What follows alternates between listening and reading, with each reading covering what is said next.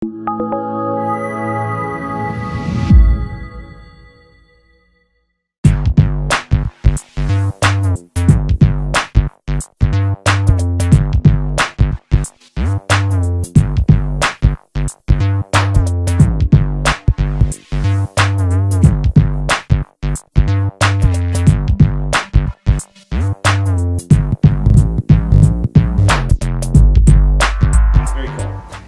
everybody, it's Jeff here once again on Entrepreneur Essentials here at T-Werx. And once again, this is the stories of entrepreneurs in our community. We're all about local business, and the only way we can really to do that is to really showcase our local entrepreneurs and our local businesses.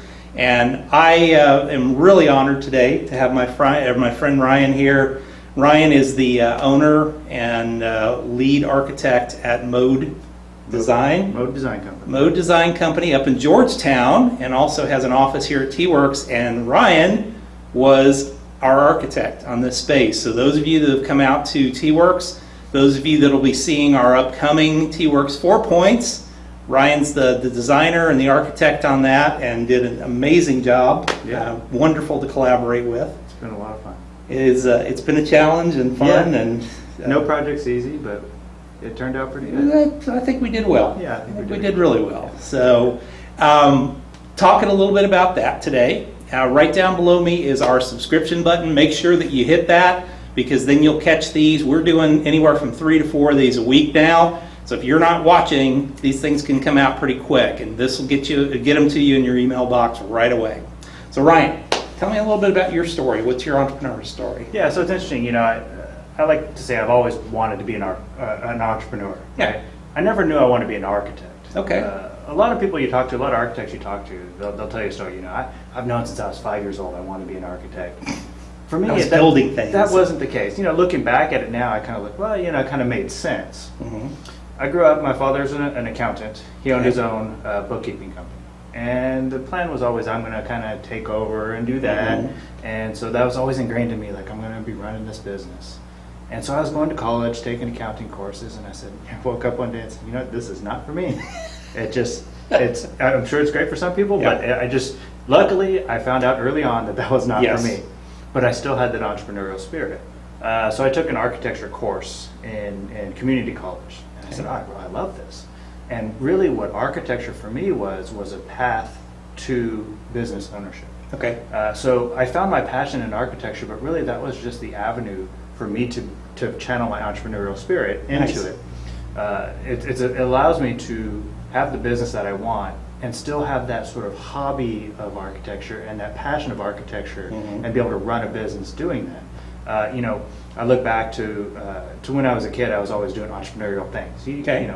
Growing up where there wasn't a lot of talk of, oh, you're an entrepreneur. It's just kind of what I did. But little things like at the high school, they decided that they weren't going to sell candy in the vending machines anymore. So my first thought is, well, I'll go buy some candy in bulk and I'll go sell it to everybody on my backpack. So I always had those things, and this is kind of dating. And grew up in California, by the way, so that explains a lot. It's LA, they didn't have money for anything. So another big thing is kind of dating me, but it was really popular at the time, was these things called Pogs. This was in the 90s where Pogs were a really popular thing. I didn't play Pogs. I had a ton of Pogs though, because I knew people paid money for them.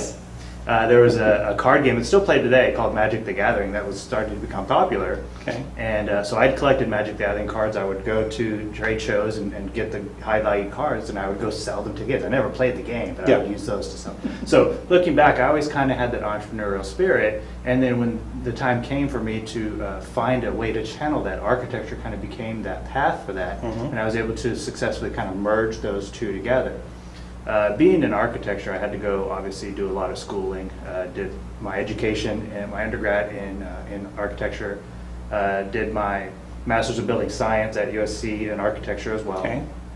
Did my 3 years of internship for taking the test, passed my 7 tests, got my architecture license. Most people would stop there. I said, no, it's not done until I own a business. Actually, a lot of people stop at college. Like, that's enough.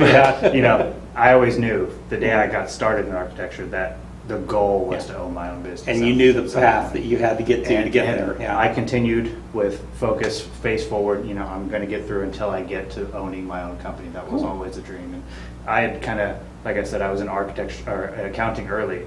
So I was on a bit of a later schedule. I started into architecture a little later. So that also means I had to focus everything I had into it. So, in the late 2000s, I was doing grad school.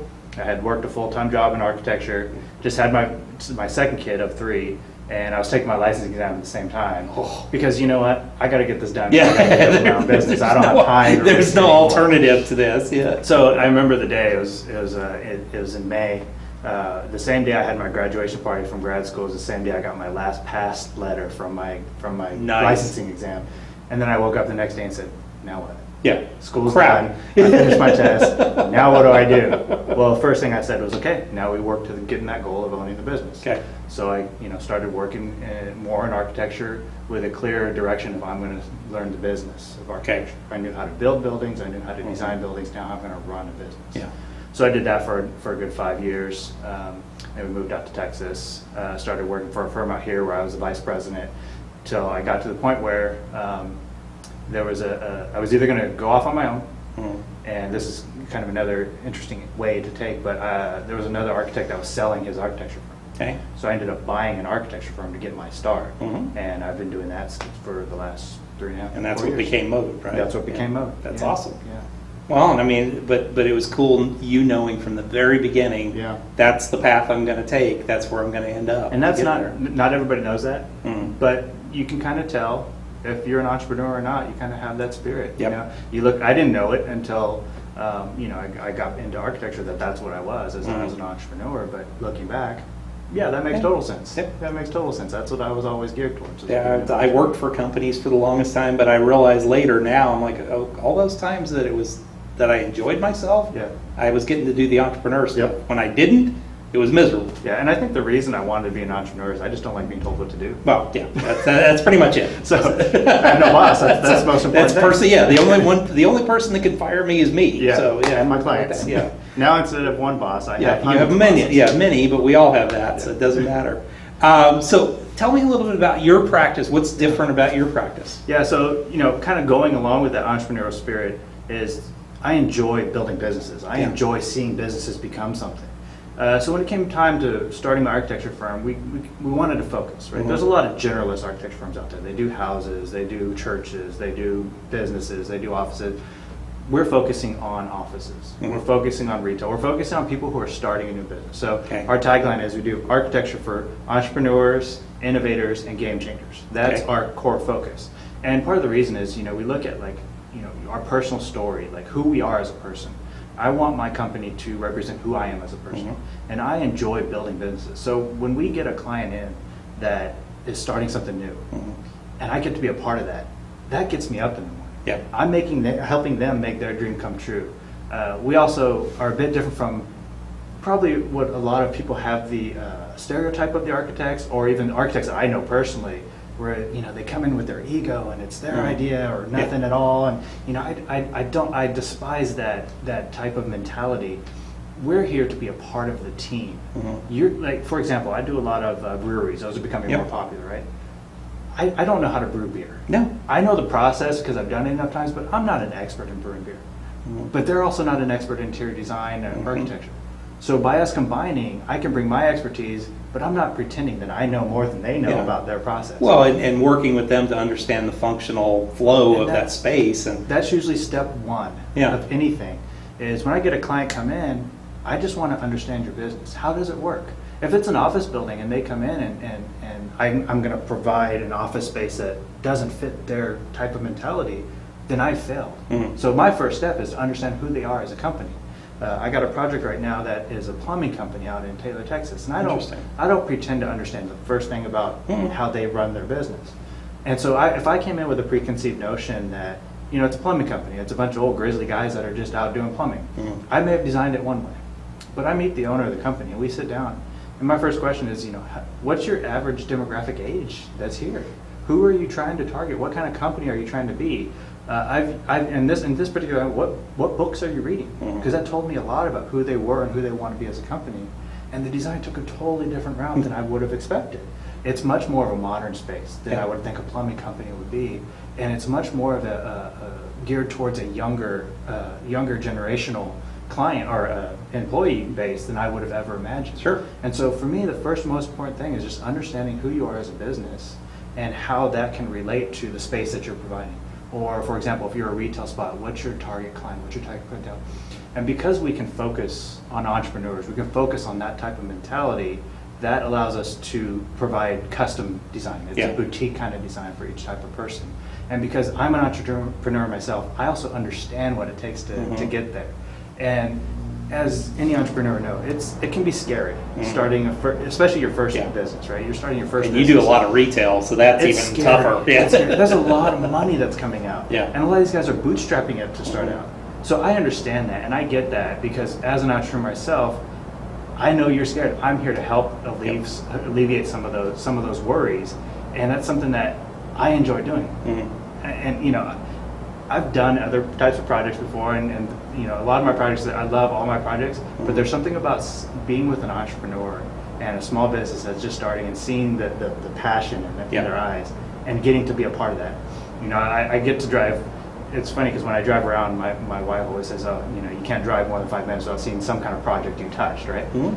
But I'm more excited about not necessarily that the building's there, that the business is still there. That they're still there, and they're getting to the point where it's like, Ryan, we did so well. Now we're trying to expand, and how do we work that? My favorite clients are my second time over. Yeah. So we did T-Werx. It's been so successful. Yeah. Doing another T-Werx. Yeah. That's great to me because and we did such a good job. And what we learned in this one, on the next one. we're adding to that one, but then we're taking it to the next level to say, well, now we understand a little bit better of how our traffic flow works and how we need to arrange the space to make traffic flow work. Exactly, because that means that we can now take everything and make the next one even better. Yep. And by number 3, even better. Number 4, then next even 4, better. next 5, next 6. And that's exciting. That's exciting to me. Yeah, and like I said, I mean, that's what I've loved about your team and you is it is a collaborative thing. Yeah. It's not you guys coming to me and going, all right, here it is. It's our way or the highway. We might direct you and drive you in certain directions. Kind of, this is what I hear, but it's never a. We know the answer, and you don't know what you're doing. Yeah, absolutely. Hey, this is the direction we're thinking. Are we in the right direction? You tell me no. Okay, we're going to pivot. Right. We're going to go look at something else. Let's go figure out which one it is. Because at the end of the day, I'm not the one that's going to be paying the money to build this. I'm not the one that's going to be having to use the space. I want you to be comfortable as the client, but I'll help gear you in the direction to get you to that point. Yeah. You tell me what you want, I'll see how we can get there. Exactly. So what's new in your world now? Yeah, so we're doing a lot, you know, and kind of as we've been focusing on these entrepreneurs, you know, it's interesting as an entrepreneur, you try to worry about your marketing and your budget. Yeah. Like, we don't have to market that much because it's been a lot of this word of mouth stuff, and so we're trying to focus on very specific type of projects now. Okay. And it's a good thing, you know, we can focus on specific type of projects. So it's funny because I say, you know, breweries have become very popular. Just today alone, I had a meeting with the brewery this morning and got a text message from another guy who's looking for another brewery. I'm like, okay, we're going to be brewery architects. Become the brewery architects. You know? I love that. I mean, I would love that. Because they're a small community. They know they are. And once you're in with one of them, you're in with all of them. And that's how I feel with entrepreneurs, especially in this area. It's a small community because I think entrepreneurs have that spirit of we want to help each other out. Of course. We want to help each other succeed because your success doesn't take away from my success. That just makes us all better if we're all successful. So I'm trying to get out there more with more entrepreneurs, see how I can help them out. You know, go to seminars and see how I can help them out. Even if it's just you need some advice, I'll help you. I'll give you some advice. Absolutely. Because you know I'm very big on volunteering. That's one thing personally that I do. And again, kind of your personal story becoming your company story is I want to give back. I volunteer a lot at the schools and do things like that. But now I want our company to start giving back. Okay. And helping and giving advice and mentoring younger entrepreneurs that are looking to come up. Not because I want to sell them the service. If that comes later when they decide to open a building, cool. That's great. Yeah. But at the end of the day, I want the entrepreneurs to all come up as a community so that we're all successful together. I think that's the thing I take away from the entrepreneur community the most. Is let's help each other out. Well, and that's the mission of this place was, you know, we want to help businesses in our community start and grow. And that's why I was so excited to be a part of this too when Yeah. I first started is that's very much in line of what we want to do. Sure. we want to help the communities. And that's another reason, kind of coming back to my original story, is why I got into architecture too. Besides the fact that I love design, I love architecture, is I looked at what can I do with my life that can affect the most amount of people.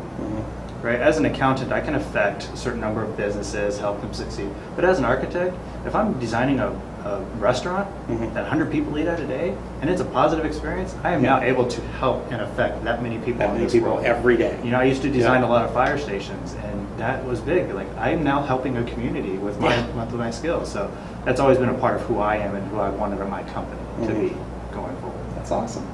All right, so fast 5 questions now. Okay, all right. First one, wake up in the morning, all the knowledge is in your head, but you just lost your business, $500 in your pocket, laptop, computer, place to live, food and drink. Okay. What do you do? Do I have a phone?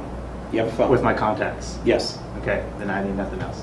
Okay. I'll go to a coffee shop, I'll go to T-Werx, I'll sign up for something, and I'll just go meet people. Yeah. My business is knowledge-based, it's in my head. I have a laptop, so I can send emails. I'm going to go out and make contacts. Nice. I'm going to go talk to people, and I'm going to get some face-to-face with everything I know, give them all the information I have and how I can help them.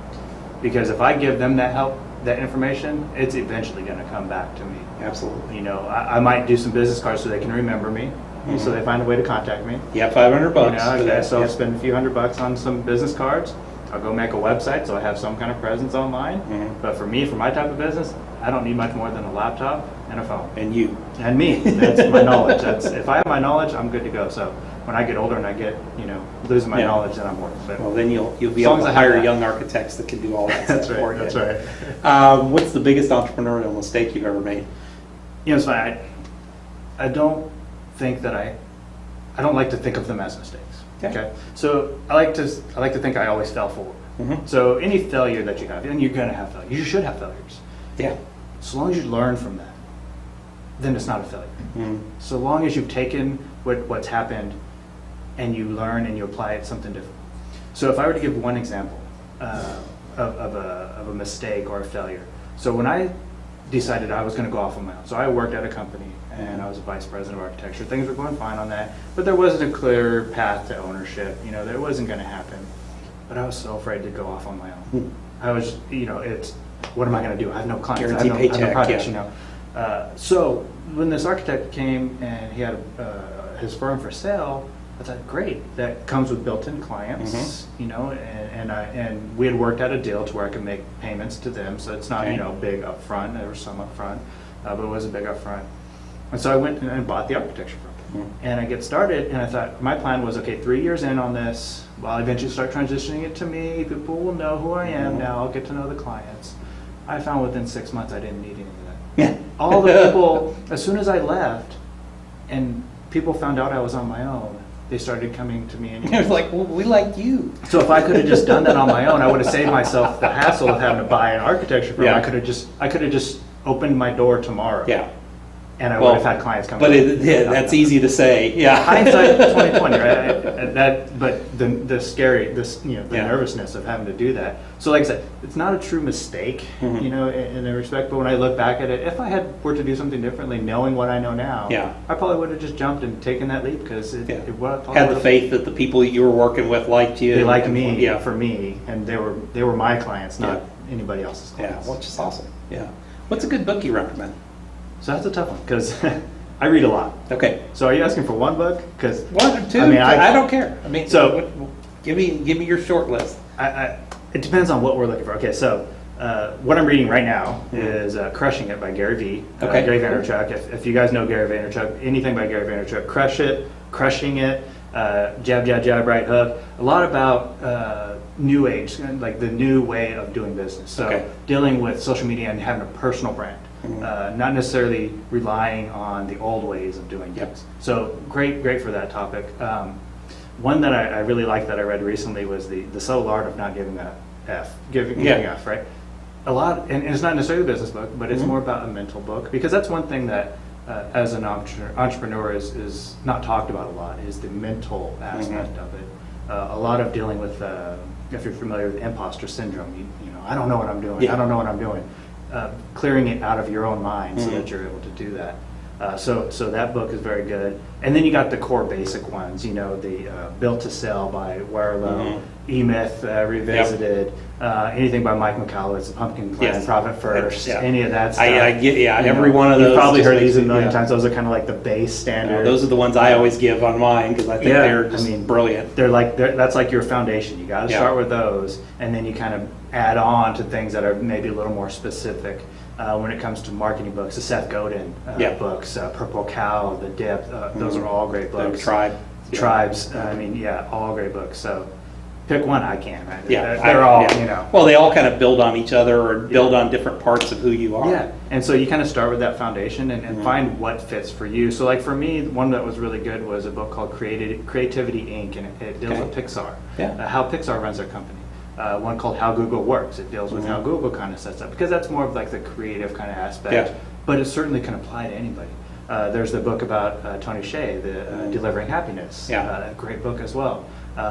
Book about Jeff Bezos and Amazon, you name it. Wow, one of my big ones is The Experience, which is about Disney and all that they have behind the scenes to make that experience and how you can apply that. I mean, a lot of that is in this space here. And it doesn't have to necessarily be a business book, because you can apply a lot of any of those aspects to your business. And so if you're like me, get Audible. It's amazing, because I have a 20-minute commute to my office and back. That's 40 minutes of reading a day. I can finish a couple books a month. It's amazing. Yeah, that's the only way I can get through that. Exactly. Yeah, because you're working the rest of the time. Yeah, exactly. Awesome. Exactly. Well, what's a good tool that you use in your business every day? So mine's a bit different because, I have very specific tools for my job. Right. So I have things that won't apply necessarily to everybody else. Those are very specific tools. But I just like the tools I use that are very common is just email. Just for communication. I use my phone to call people and text. We used Slack for a while in the office, which, it's kind of a, because I was out a lot, so we used Slack for communication, but we didn't really, it wasn't like we had to have it. We use Evernote to take notes, these kind of standard things, but if those were gone tomorrow, our business would still be fine. The best, not necessarily tool I have, but the best thing I have is just being face to face with my employees and dealing with my clients. So if it's a phone or my car to drive somewhere, I guess that would be a tool. But we're very much a hands-on kind of person-based business. I'm very much on technology, though, as you know from I do high-end renderings. We're doing a lot of VR stuff now. I don't know if you've seen any of that stuff. Well, you showed me that one that you did. That was the when you showed me that one with the brewery. The first one you tested with the brewery. Which this was the coolest thing ever, because it was virtual reality glasses, and you. Literally, it felt like you were right inside the middle of the brewery. It was awesome. So we're doing a lot of that now with VR for every project, but we're also putting them on Facebook. So if you guys go to Mode Design Company's Facebook page, we have one recently I just did for that plumbing company. It was one where we just because Facebook now has a 360 video. So those tools are very kind of specific. So I'm very tech heavy. Sure. But industry wise, like company wise, we're still very much a person to person kind of business, which is good. I mean, you have to be. And I like to have that balance, because I'd rather not just be only person to person, and we're drawing still by hand, because I hated that when I was in school. I hated drafting by hand. But I don't want to be so tech heavy that I don't get that personal connection with the clients as well. Very cool. How do people get a hold of you? modedc.us, our website. From there you can find our Facebook, YouTube, Twitter, Instagram, Pinterest, I think. I don't even know what else we're on. But that's our main kind of connection pieces. That's our where to website. get to. That's what it's for. It shows you some of our projects, shows you who we are, and get a hold of us. That's it. You need more than that. That's exactly right. So, some good renderings. You'll see some of the original renderings of T-Werx on there.